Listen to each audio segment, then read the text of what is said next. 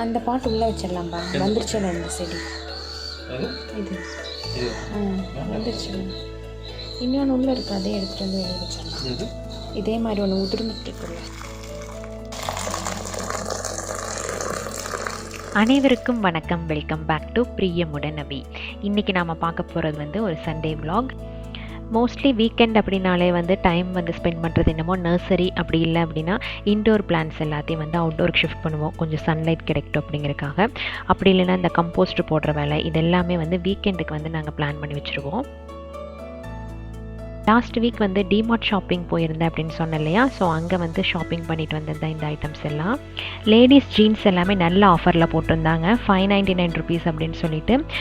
கலரும் வந்து நிறைய ஆப்ஷன்ஸ் வச்சுருந்தாங்க, மெட்டீரியலும் சூப்பராக இருந்தது. ஸோ அதுலேருந்து ஒரு 3 ஜீன்ஸ் வந்து செலக்ட் பண்ணி எடுத்தேன். அன்றைக்கி வந்து இந்த கடாயும் ஃப்ரை பேனும் நல்ல ஆஃபரில் போட்டிருந்தாங்க. ஹோம் ஜோன் அப்படின்னு சொல்லிட்டு பிராண்ட் நேமு. ஃப்ரெண்டு வந்து இதை யூஸ் பண்ணி பார்த்துட்டு ரொம்ப நல்லா இருக்குன்னு சொன்னாங்க. ஸோ அதனால தான் இது ரெண்டையும் வாங்கினேன். இந்த கடாயும் ஃப்ரை பேன் ரெண்டுமே வந்து நல்லா ஹெவியாக இருந்துச்சுங்க, லைட் வெயிட் எல்லாம் இல்லை. இது வந்து ஸ்டெயின்லெஸ் குக்வேர் அப்படிங்கிறதுக்காக நான் எடுத்தேன். பட் இது வந்து நார்மல் ஸ்டெயின்லெஸ் ஸ்டீல் குக்வேர் இல்லைங்க, 3ply மெட்டீரியலான ஆனது. அதாவது 3 லேயர் இதில் இருக்கும். ஃபஸ்ட்டு லேயர் அதாவது இன்னர் லேயர் வந்து ஸ்டெயின்லெஸ் ஸ்டீல், மிடில் லேயர் வந்து அலுமினியம், அவுட்டர் லேயர் வந்து மறுபடியும் ஸ்டெயின்லெஸ் ஸ்டீல். ஸோ இது வந்து 3 லேயர் வந்து மெர்ஜ் பண்ணி இந்த குக்வேர் வந்து பண்ணியிருக்காங்க. கடாய் வந்து நல்லா ப்ராடாக இருக்குங்க. ஸோ அட்லீஸ்ட் நீங்கள் 4 பேர்த்துக்கு தாராளமாக சமைக்கலாம். அடுத்தது வந்து பார்த்திங்கன்னா ஃப்ரை பேன். இதுவும் நல்லா ஹெவியாக இருந்தது. அதோட ஹேண்டில்ஸ் எல்லாம் பார்த்திங்கன்னா நல்லா நீளமாக இருந்ததுங்க. ஸோ நம்ம இந்த சைனீஸ் ஐட்டம்ஸ் எல்லாம் செய்யறதுக்கு வந்து ரொம்ப ரொம்ப யூஸ்ஃபுல்லாக இருக்கும். இது வந்து பெய்டு ப்ரமோஷனோ இல்லை அட்வர்டைஸ்மெண்ட்டோ எதுவும் இல்லை, ஜஸ்ட்டு நான் வாங்கினது தான் வந்து உங்களுக்காக நான் வந்து ஷேர் பண்ணியிருக்கேன்.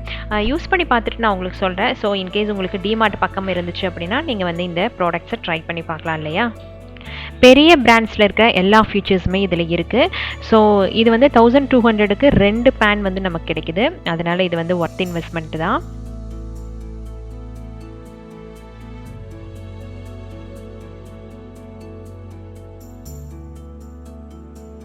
ஸோ மற்றதெல்லாம் வந்து ஆஸ் யூஷுவல் நம்ம பண்ணுற ஷாப்பிங் தான். பேபி வைப்ஸு, கொஞ்சம் ஸ்நாக்ஸு, கார்ன்ஃப்ளக்ஸு இதெல்லாம் வாங்கிட்டு வந்தேன். இந்த டஸ்ட்பின் வந்து 120 rupeesக்கு போட்டிருந்தாங்க. நல்ல லார்ஜ் சைஸாக இருந்தது. ஸோ இது ஒன்று வாங்கினேன்.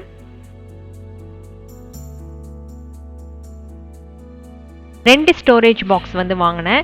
பாப்பா வந்து ஸ்கூலுக்கு போயிட்டா அவளுக்கு திங்ஸ் எல்லாம் ஆர்கனைஸ் பண்ணுறதுக்கு வேணும். ஸோ அதனால் இது வாங்கினேன். ஒரு சப்ஸ்கிரைபர் வந்து கேட்டிருந்தீங்க, இந்த மாதிரி ஏன் வந்து உங்களோட ஃபுட்டு ஈட்டபிள்ஸ் எல்லாமே வந்து கிளாஸ் இல்லைன்னா செராமிக்கில் வந்து ஸ்டோரேஜ் பண்ணி வச்சுருக்கீங்க அப்படின்ட்டு. ஸோ அதுக்கான ரீசன் இன்றைக்கி நான் உங்களுக்கு சொல்கிறேன். ஃபஸ்ட்டெல்லாம் வந்து எல்லாமே பிளாஸ்டிக் தாங்க யூஸ் பண்ணிகிட்டு இருந்தேன். நம்மகிட்ட இருந்தது எல்லாமே வந்து டப்பர் வேர் தான். அப்போ ஸ்லோவாக வந்து நான் கொஞ்சம் கொஞ்சமாக சேஞ்ச் பண்ண ஆரம்பிச்சிட்டேன். இப்போ மோஸ்ட்லி எல்லாருமே வந்து பிளாஸ்டிக்லேருந்து வெளியே வர ஆரம்பிச்சிட்டோம். Compared to plastic, class bottles வந்து கண்டிப்பாக வந்து என்விரான்மெண்டல் ஃப்ரெண்ட்லின்னு சொல்லலாம். ஏன்னா ப்ரோக்கன் கிளாஸஸ் வந்து ரீசைக்கிள் பண்ணிக்கலாம், பட் பிளாஸ்டிக்ஸ் வந்து ரீசைக்கிள் பண்ண முடியாது.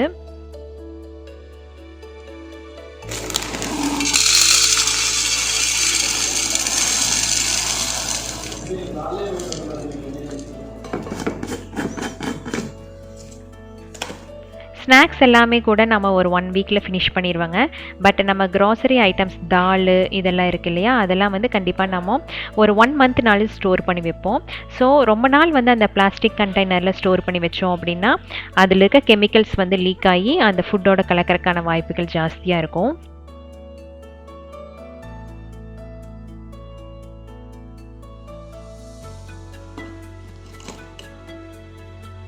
முக்கியமாக வந்து இந்த லெஃப்ட் ஓவர் ஃபுட்டெல்லாம் இருக்குது இல்லையா, அதெல்லாம் நம்ம ஃப்ரிட்ஜில் ஸ்டோர் பண்ணி வைக்கும் போது இந்த மாதிரி கிளாஸ் கண்டெய்னர்ஸ் இல்லைன்னா செராமிக்கில் ஸ்டோர் பண்ணி வச்சிட்டோம் அப்படின்னா நெக்ஸ்ட் டே ரீஹீட் பண்ணும்போது டேரெக்டாக ஃப்ரிட்ஜிலேருந்து அவனில் வச்சு அதுக்கப்புறம் நம்ம டேபிள் கொண்டு வந்துடலாம்.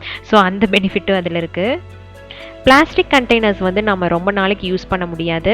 ஒன்றா வந்து அதில் இருக்க கலர் போயிடும், இல்லை அதிகமாக ஹீட் பட்டால் அது வந்து மெல்ட் ஆயிரும். முக்கியமாக வந்து நம்ம எந்த ஃபுட்டு போட்டு வச்சாலும் அதோட ஸ்மெல் வந்து அதில் ரொம்ப நாளைக்கு இருக்கும். பட் நீங்கள் கிளாஸ் பாட்டிலில் கம்பேர் பண்ணி பார்த்தீங்க அப்படின்னா அதில் வந்து நம்ம என்ன ஃபுட்டு ஸ்டோர் பண்ணி வச்சாலும் அதோட வாசம் வந்து அதில் பிடிக்கவே செய்யாது. அப்புறம் அந்த ஃபுட்டோட கலர் வந்து கண்டிப்பாக அதில் ஒட்டாது. ஈஸியாக வந்து நம்ம அதை க்ளீன் பண்ணிடலாம்.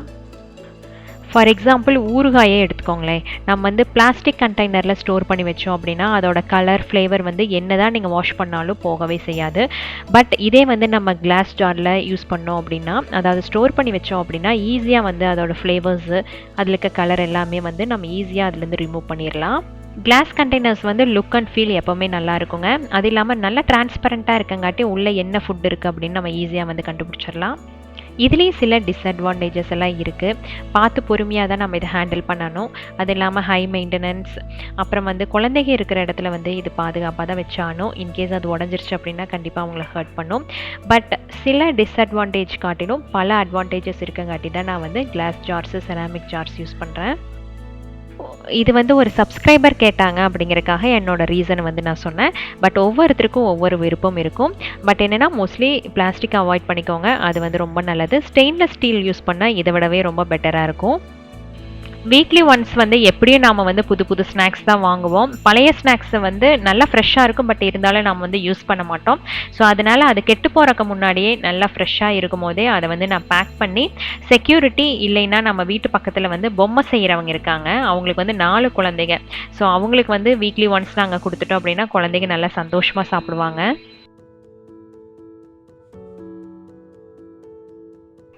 ஸோ இப்போ வந்து நம்ம பிரேக்ஃபாஸ்ட் செய்ய ஆரம்பிக்கலாம். இன்றைக்கி வந்து ரவா தோசை செய்ய போகிறேன். இதுக்கு வந்து 1.5 கப் அளவுக்கு வந்து அரிசி மாவு, 1/2 கப் அளவுக்கு ரவை, ஒரு 2 பெரிய வெங்காயத்தை நல்லா பொடி பொடியாக நறுக்கி சேர்த்துக்கலாம். ஒரு கேரட்டை வந்து நல்லா கிரேட் பண்ணி இதோட சேர்த்துருக்கிறேன். இது வந்து ஆப்ஷனல் தான், உங்களுக்கு தேவைப்பட்டால் நீங்கள் வந்து சேர்த்துக்கலாம். அப்புறம் கொஞ்சம் கருவேப்பிலையை நல்லா பொடி பொடியாக நறுக்கி சேர்த்துருக்கிறேன். கொத்தமல்லி தழையும் நல்லா பொடி பொடியாக நறுக்கி சேர்த்துருக்கேன். அப்புறம் இதுக்கு தேவையான அளவு உப்பு, 1 டீஸ்பூன் அளவுக்கு சீரகம். இப்போ இதுக்கு தேவையான அளவு தண்ணி ஆட் பண்ணிவிட்டு நல்லா மிக்ஸ் பண்ணி விட்டுருங்க. ஒரு 1/2 அன் ஹவர் நல்லா ஊறட்டும். நாம் எப்பவும் ஊற்றுற தோசை மாவு பதத்துக்கு இது இருக்கக்கூடாது. நல்லா தண்ணியாட்டம் மிக்ஸ் பண்ணி வைக்கணும்.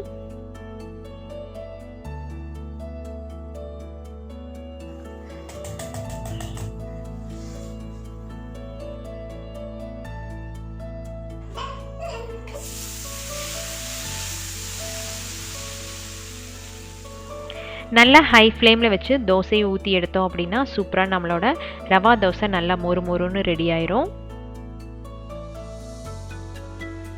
பட் ஒரு டிஸ்அட்வான்டேஜ் என்னென்னா ரவா தோசைக்கு வந்து அதிகமாக ஆயில் ஆட் பண்ண வேண்டியதாக இருக்கும். ஏன்னா அந்த கிறிஸ்பினஸ் வரதுக்காக. அதனால வந்து மந்த்லி ஒன்ஸ் தான் வந்து இந்த தோசை வந்து நம்ம வீட்டில் ரெடி பண்ணுவேன்.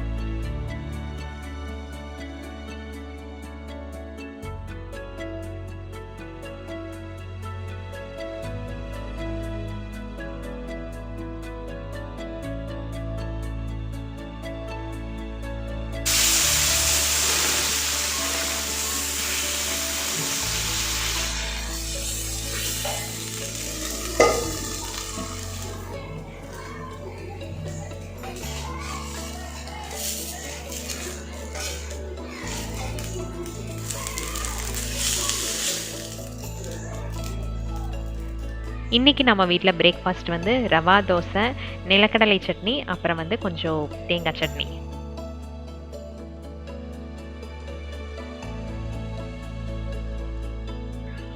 இந்த ரெசிபியை நீங்கள் ட்ரை பண்ணி பார்த்துட்டு கமெண்ட்டில் சொல்லுங்கள் எப்படி வந்துருந்துச்சு அப்படின்ட்டு.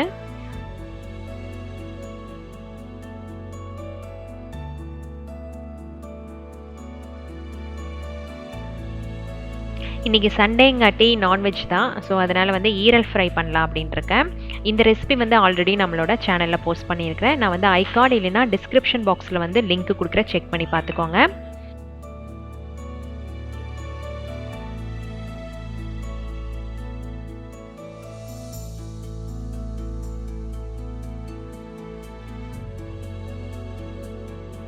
குழம்பு வந்து வேண்டான்ட்டாரு. கீரை வந்து அவருக்கு ரொம்ப ரொம்ப பிடிக்கும்.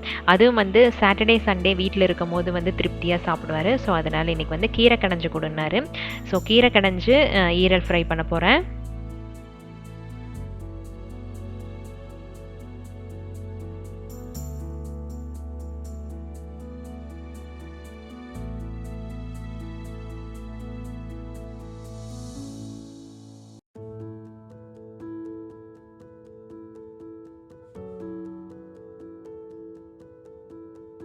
இன்றைக்கி நம்ம வீட்டில் வந்து லஞ்ச் மெனு இதுதான், வெஜ்ஜு நான்வெஜ் கலந்த மாதிரி.